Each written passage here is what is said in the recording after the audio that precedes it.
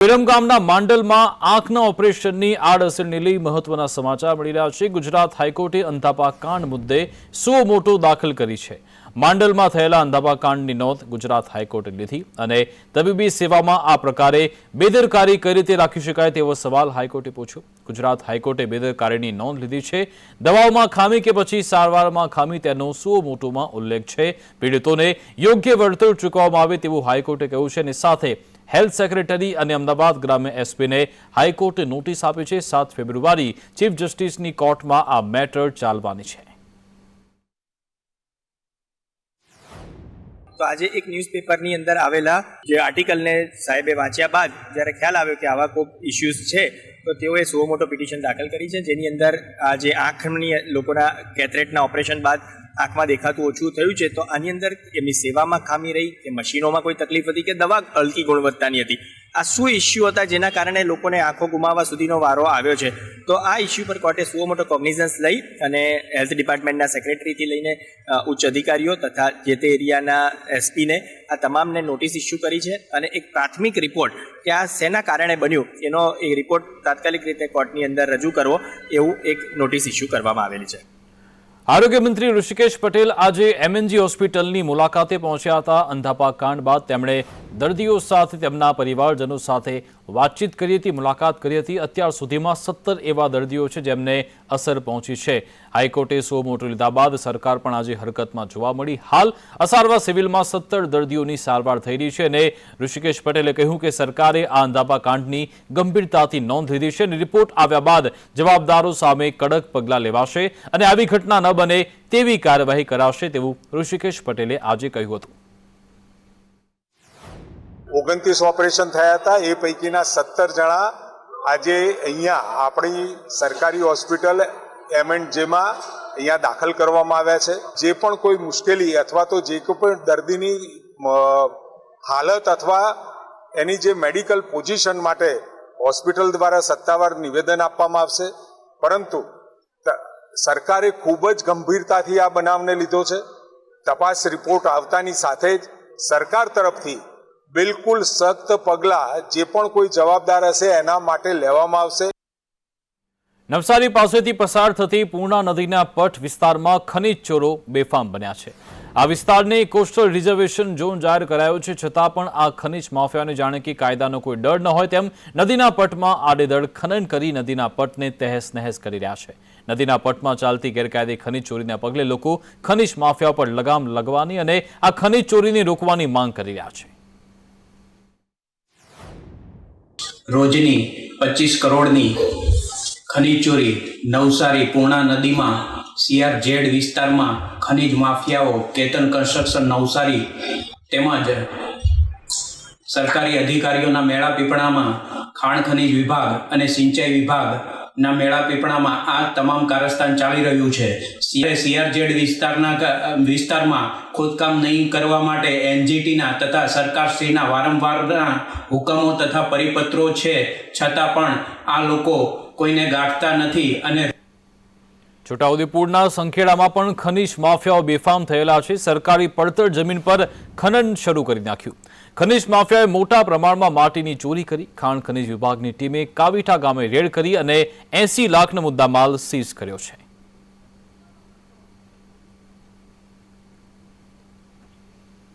ખેડા, નડિયાદ અને આણંદમાં આજે આયકર વિભાગે દરોડા પાડ્યા। નડિયાદમાં મસાલાના વેપાર કરતા એશિયન ગ્રુપ પર દરોડા પાડવામાં આવ્યા। કુલ 25 એવા સ્થળો કે જ્યાં આઈટીનું સર્ચ ઓપરેશન વહેલી સવારથી ચાલી રહ્યું છે।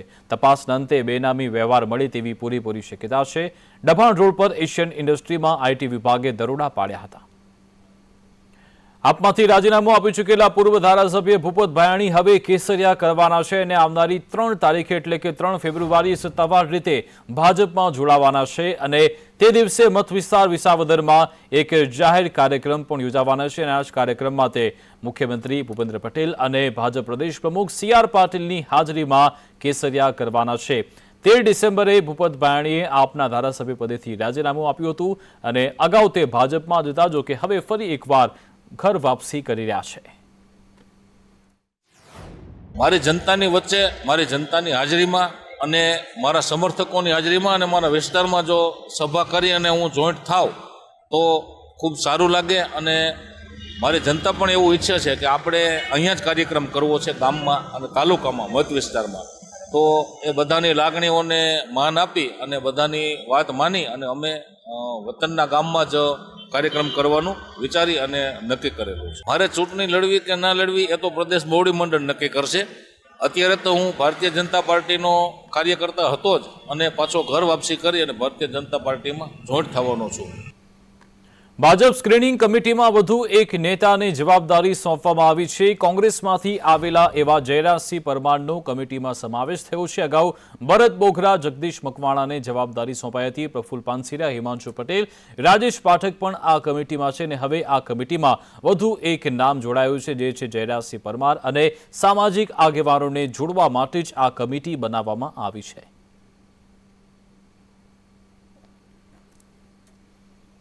ભાજપના આગેવાન કોંગ્રેસમાં જોડાઈ ગયા. થાનગઢ તાલુકા ભાજપ પ્રમુખ કોંગ્રેસમાં આજે જોડાઈ ગયા.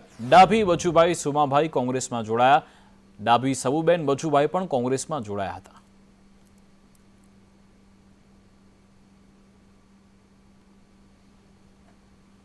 ઊંઝા નગરપાલિકામાં ભાજપમાં ભડકો સર્જાયો છે, કારણ કે નગરપાલિકાના પ્રમુખે રાજીનામું ધરી દીધું છે. પ્રમુખ એવા દીક્ષિત પટેલે રાજીનામું આપ્યું છે અને આ રાજીનામાથી એવો સંકેત મળ્યો છે કે ઊંઝા નગરપાલિકામાં આંતરિક વિખવાદ સર્જાયેલો છે. પ્રધાનમંત્રી નરેન્દ્ર મોદી વડોદરાના મહેમાન બનવાના છે. સંભવતઃ 10 ફેબ્રુઆરીએ પીએમ મોદી વડોદરા આવી શકે છે. પાંજરાપોળ ખાતે ટેન્ટ સિટી બની રહી છે. ટેન્ટ સિટીના ભૂમિપૂજનમાં પ્રધાનમંત્રી મોદી આવે તેવી શક્યતા છે. 50,000થી વધુની મેદનીને તે સંબોધે તેવી પણ હાલ તૈયારીઓ થઈ રહી છે.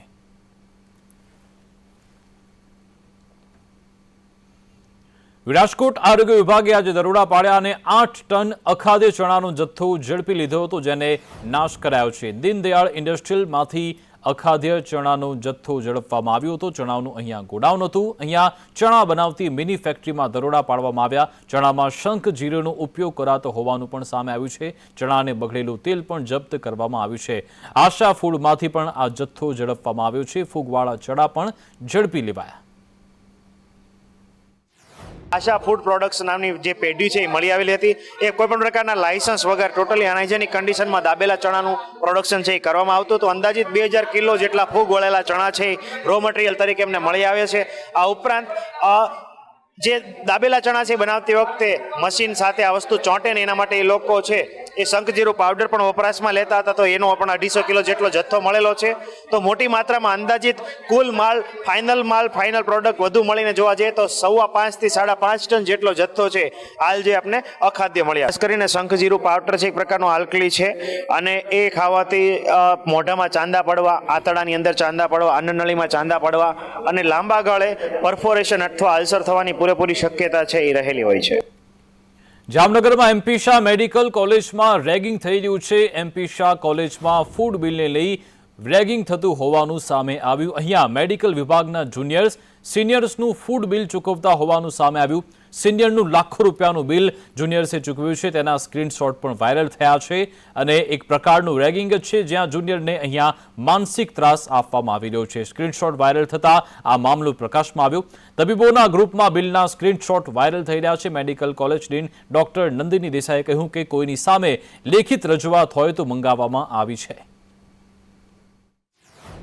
ઇન્ડિવિજ્યુઅલ કમ્પ્લેન નથી આવી, માત્ર સ્ક્રીનશોટ ટ્વિટર ઉપર મુકાયા પછી સંસ્થાએ તબક્કાવાર પગલાં લીધા છે. કમિટીની પણ વ્યવસ્થા કરવામાં આવી, જેમાં 3 સિનિયર પ્રોફેસર્સ અને વોર્ડન શ્રીને ઇન્ક્લુડ કરવામાં આવ્યા હતા. તમામ વિદ્યાર્થીઓ પાસેથી નામ જણાવ્યા વગર ટાઈપ્ડ લેટરમાં એક રજૂઆત લઈ લેવામાં આવે અને તેનું પૃથ્થકરણ કરી અને વિગતો તૈયાર કરવામાં આવે. આટલી બધી સવલતો હોવા છતાં કોઈ પણ જગ્યાએ ફરિયાદ મળેલ નથી.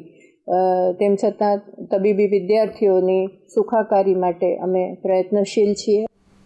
રેગિંગની ઘટના અંગે શિક્ષણ મંત્રી ઋષિકેશ પટેલે કહ્યું કે રેગિંગની ઘટના ઘણી વાર સામે આવે છે. આવી ઘટના મુદ્દે કાર્યવાહી થાય જ છે. ફરિયાદ નથી મળી અને સુઓ મોટો કરી તપાસ કરવામાં આવશે. રેગિંગની ઘટના અટકાવવા સરકાર પ્રયત્નશીલ છે. ભવિષ્યમાં આવી ઘટના ન બને તે માટે પણ આયોજન થઈ રહ્યું છે. આ બાબતની અંદર જે આપ વાત કરો છો નંદિની બેનનું ડીનશ્રીનું, ત્યાં મેં વર્ઝન પણ જોયું. એ વર્ઝનમાં ક્યાંય એમની પાસે ફરિયાદ મળી હતી એવું જાણવા મળેલ નથી, પરંતુ જાતે સુઓ મોટો કરી અને આ વાત જાણતા એમને 5 તબક્કે આની તપાસ કરી છે અને આ પ્રકારની ઘટનાઓ હવે ભવિષ્યમાં ના બને એ પ્રકારની વાત પણ એમને કરી છે. અને આ વાત કેવળ જામનગર પૂરતી ન રહેતા તમામ મેડિકલ કોલેજોમાં આ બાબતની આપણે જાણ કરીએ છીએ. મહીસાગર જિલ્લામાં MGVCL તપાસ કરી છે. જિલ્લામાં 25 અલગ અલગ ટીમ દ્વારા તપાસ કરવામાં આવી. ખાનપુર અને સંતરામપુરના 31 એવા ગામો કે જ્યાં વીજ ચેકિંગ થયું હતું. વીજ કંપની દ્વારા 544 કનેક્શન તપાસવામાં આવ્યા અને 97 જેટલા વીજ કનેક્શનમાં વીજ ચોરી ઝડપવામાં આવી છે. 97 જેટલા વીજ ચોરો સામે કાર્યવાહી કરવામાં પણ આવી છે.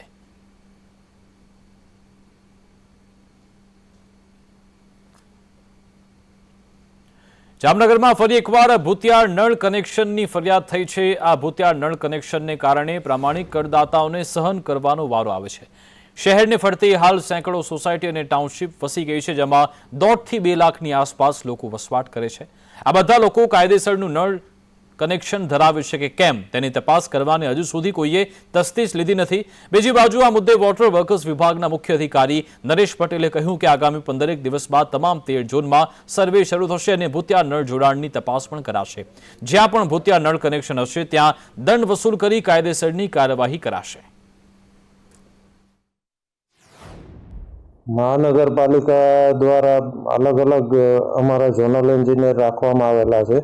એના દ્વારા તકેદારી રાખવામાં આવે છે. તેમ છતાં ક્યાંક એવું જણાવવામાં આવે તો એમની પાસે જે આપણે જનરલ બોર્ડના ઠરાવ મુજબ ભૂતિયાનો ચાર્જ ધરાવીએ છીએ, છતાંય કોઈ પાસે કોઈ આધાર વગર કામ કરતા હોય તો અને સામાન પણ જપ્ત કરવા સુધીની કાર્યવાહી કરીએ છીએ. ઘણી બધી જગ્યાએ એવું પણ થતું હોય કે માણસો આટલા વર્ષોથી ભૂતિયા કનેક્શનો વાપરે છે છતાં પણ ધ્યાને નથી આવતા હોતા કનેક્શનો. તે માટે મારે એવું સૂચન છે તંત્રને કે ભાઈ રેગ્યુલર બેસિસ ઉપર દર વર્ષે અથવા તો દર 2 વર્ષે એક ઝુંબશ મુહિમ ચલાવીને તમારે સર્વે કરવો જોઈએ અને જેના કારણે જે રેગ્યુલર પાણી યુઝ કરવાવાળા, કાયદેસર પાણી યુઝ કરવાવાળા લોકો છે તેમને કાયમીની તકલીફ સમાપ્ત થઈ જાય.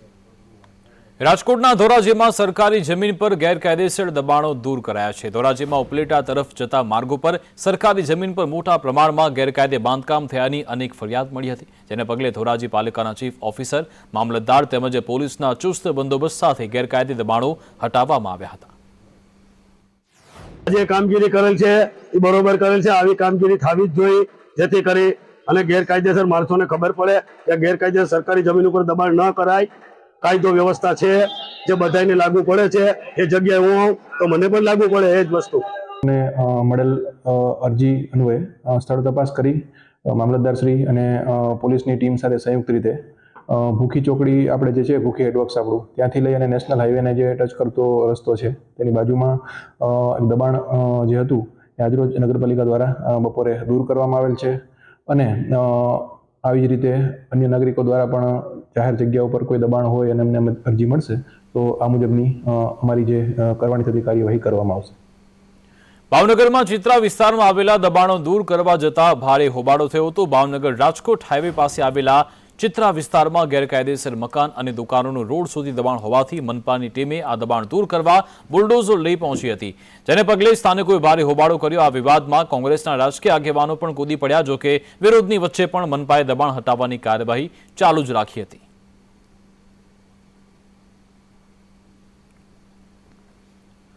અમદાવાદ શહેરમાં અકસ્માતની સંખ્યામાં સતત વધારો થઈ રહ્યો છે. તથ્યકાંડ બાદ પણ વાહન ચાલકો બેફામ છે. થોડા દિવસની પોલીસ ડ્રાઈવ બાદ પણ હવે લહેરી લાલા થઈ રહ્યા છે. વાહન ચાલકો પણ સાવધાની નથી રાખતા. હેલ્મેટ સર્કલ પાસે સંદેશ ન્યૂઝે રિયાલિટી ચેક કર્યું, જ્યાં વાહન ચાલકો હેલ્મેટ વગર નજરે ચડ્યા હતા. વાહન ચાલકોની બેદરકારીના કારણે અમદાવાદ શહેરમાં હજી પણ અકસ્માત અને મોતની સંખ્યા અટકવાનું નામ નથી લઈ રહી. છેલ્લા 1 વર્ષની વાત કરવામાં આવે તો 2023માં 1458 જેટલા એક્સિડન્ટ થયા છે, જેની અંદર 528 લોકોના મૃત્યુ નીપજ્યા. મોટાભાઈ, અકસ્માતનો આંકડો વધી રહ્યો છે, પરંતુ હજી પણ કેટલાક લોકો જેમ આપે હેલ્મેટ નથી પહેર્યું તે હેલ્મેટ વગર કે નિયમોનું ઉલ્લંઘન કરીને વાહન ચલાવે છે. શું કહેશો? હેલ્મેટ નથી પહેર્યું. હેલ્મેટ નથી પહેર્યો. તમને લાગે છે કે તમે જીવ જોખમમાં મૂકો છો તમારો? બરાબર. સુરતમાં યુવકે યુવતીની હત્યા કરી આપઘાત કરી લીધો. સુરતના ઉધના વિસ્તારની આ ઘટના છે, જ્યાં યુવતીના માથામાં બોથડ પદાર્થ મારી તેની હત્યા કરાઈ હોવાનું અનુમાન છે અને હત્યા બાદ યુવકે પણ ગળે ફાંસો ખાઈ લીધો છે. આ ઘટનાની જાણ થતાં પોલીસની ટીમ ઘટના સ્થળે પહોંચી હતી અને હત્યા કે પછી આપઘાત તે પાછળનું કારણ શોધવા પોલીસ હાલ તપાસ કરી રહી છે. અમદાવાદના ભાડજ વિસ્તારમાં 5 વર્ષની બાળકી સાથે દુષ્કર્મ આચરાયું. ઘર નજીકથી બાળકીને ખેંચી જઈ દુષ્કર્મ આચર્યું હતું. પરિચિત યુવકે જ અવાવરૂ જગ્યાએ લઈ જઈ દુષ્કર્મ આચર્યું હતું. દુષ્કર્મ કરનાર આરોપી જાણભેદુ હોવાની આશંકા છે. હાલ તેની ધરપકડ કરી લેવાઈ છે. સોલા વિસ્તારમાં એક કન્સ્ટ્રક્શન સાઇટ ઉપર કામ કરતા મજૂરો હતા. કડિયા કામમાં જે મજૂર એક આરોપી જે છે એ હતો અને એક નાની બાળકી 5 વર્ષની બાળકીને એ લઈને સોલાની સીમમાં જ સામેવાળી જગ્યા પર એ લઈ ગયો હતો અને એને દુષ્કર્મ આચર્યો છે અને એની પછી એ બાળકીને પાછો સાઇટ ઉપર મૂકી ગયા છે અને એ બાળકીએ પછી એના પરિવારને રજૂઆત કરી હતી. ત્યારથી આ ધ્યાનમાં આવ્યું અને પરિવારમાંથી સોલા પોલીસ સ્ટેશનને જાણ થઈ હતી અને એના પછી આપણે આ ગુનો નોંધ્યો છે. વડોદરામાં અમિતનગર રોડ પર એક બસ ફસાઈ ગઈ હતી. રોડ પર તિરાડ પડતા ખાનગી બસ રોડમાં ખૂંપી હતી. રોજની ઘટના છતાં તંત્ર અહીંયા ઘોર નિંદ્રામાં છે. બાળકો ભરેલી બસ અહીંયા ફસાઈ ગઈ હતી. જો કે સદનસીબે કોઈ જાનહાનિ થઈ નથી, પરંતુ અહીંયા રસ્તા રિપેરિંગ થાય તેવી સ્થાનિકો કરી રહ્યા છે માંગ. રાજકોટમાં ધોરાજીના પ્લાસ્ટિક એસોસિએશન અને લોકોએ બિસ્માર રસ્તાઓને લઈ પ્રાંત ઓફિસરને આવેદનપત્ર આપ્યું. બિસ્માર રોડ રસ્તાને કારણે લોકોને ભારે મુશ્કેલી થઈ રહી છે, જેને લઈ લોકોએ કલેક્ટર કચેરી ખાતે પોસ્ટર સાથે વિરોધ કર્યો હતો. ધોરાજી પ્લાસ્ટિક એસોસિએશનના આગેવાનીમાં મોટી પરબડી, તોરણિયા, ભોળા અને ધોરાજીની આજુબાજુના ગ્રામ્ય વિસ્તારના લોકો સાથે રહી અને જે ધોરાજીને જોડતા રોડ રસ્તા જે અત્યંત ખરાબ હાલતમાં છે તેને લઈ અને અમે ડેપ્યુટી કલેક્ટર શ્રીને આવેદનપત્ર આપેલું હતું. ધોરાજી પ્લાસ્ટિક ઇન્ડસ્ટ્રીઝ તથા આજુબાજુના ગ્રામ્ય વિસ્તારના લોકો, ખેડૂતો અને મુસાફરોને જે ધોરાજીને જોડતા મુખ્ય માર્ગો છે, Junagadh road, Upleta road, Jamkandorna road, Jamnavar road, આ બધા રસ્તાઓ છેલ્લા 3-4 વર્ષથી એકદમ ખરાબ સ્થિતિમાં છે, રિપેર થયા નથી. આ બાબતે અમે રજૂઆત કરવા માટે કલેક્ટર સાહેબને આવેદનપત્ર આપેલું છે.